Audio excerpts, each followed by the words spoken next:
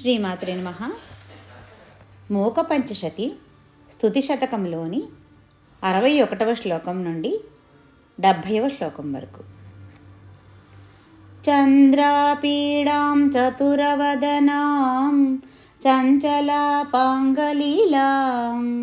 కుందస్మేరాం కుచభరనతాం కుంతలోద్ధూతభృంగాం మారారాతేర్మదనశిఖినం మాంసలం దీపయంతీం కామాక్షీం తాం కవికులగిరాం కల్పవల్లీముపాసే.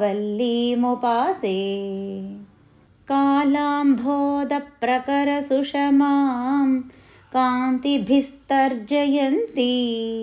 కళ్యాణానాముదయసరణిః కల్పవల్లీ కవీనాం కందర్పారేః ప్రియసహచరీ కల్మషాణాం నిహంత్రీ కాంచీదేశం తిలకయతి సా కాపి కారుణ్యసీమా.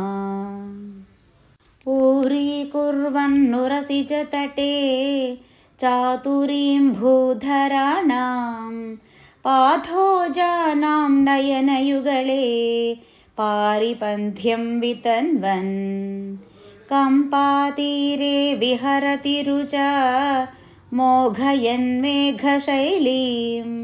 కోకద్వేషం శిరసి కలయన్ కోపి విద్యావిశేషః. కాంచీలీలా పరిచయవతీ కాపి తాపింఛలక్ష్మీః జాడ్యారణ్యే హుతవః శిఖా జన్మభూమిః కృపాయాః. మార్కందశ్రీర్మధురకవితా చాతురీ కోకిలానాం మార్గే భూయాన్మమ నయనయోః మాన్మథీ కాపి విద్యా. సేతుర్మాతర్మరకతమయో భక్తిభాజాంభవాబ్ధౌ లీలాలోలా కువలయమయీ మాన్మథీ వైజయంతి. కాంచీభూషా పశుపతిదృశాం కాపి కాలాంజనాలీ మత్కం దుఃఖం శిథిలయతు తే మంజులాపాంగమాలా.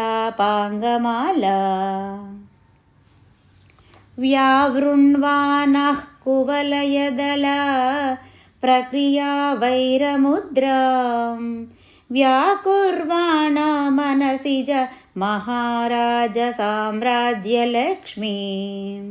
కాంచీలీలా విహృతిరసికే కాంక్షితన్న క్రియాసుః బంధచ్ఛేదే తవ నియమినాం బద్ధదీక్షాః కటాక్షాః. కాలాంబోదేశశిరుచిదళం కైతకం దర్శయంతి మధ్యే సౌదామిని మధులిహాం మాలికాం రాజయంతి. హంసారావం వికచకమలే మంజుముల్లాసయంతి కంపాతీరే విలసతి నవ కాపి కారుణ్యలక్ష్మీః. చిత్రం చిత్రం నిజమృదుతయా భర్త్సయన్ పల్లవాలీం పుంసాం కామాన్ భువి చ నియతం పూరయన్ పుణ్యభాజాం. జాతశైలాన్నతు జలనిధేః స్వైరసంచారశీలః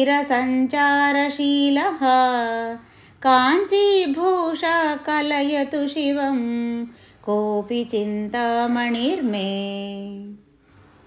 తామ్రాంభోజం జలధనికటే తత్ర బంధూకపుష్పం తస్మిన్మల్లీ కుసుమసుషమాం తత్ర వీణానినాదం.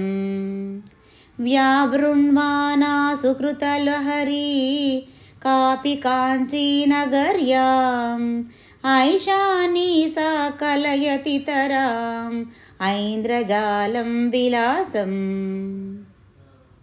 आहारांशं 13 सदसाम् आश्रये चातकानाम् आकाशोपर्यपि च कलयन् आलयं तुङ्गमेषाम् कम्पातीरे विहरति तरां कामधेनुः कवीनां मन्दस्मेरो मदननिगम प्रक्रिया सम्प्रदायः।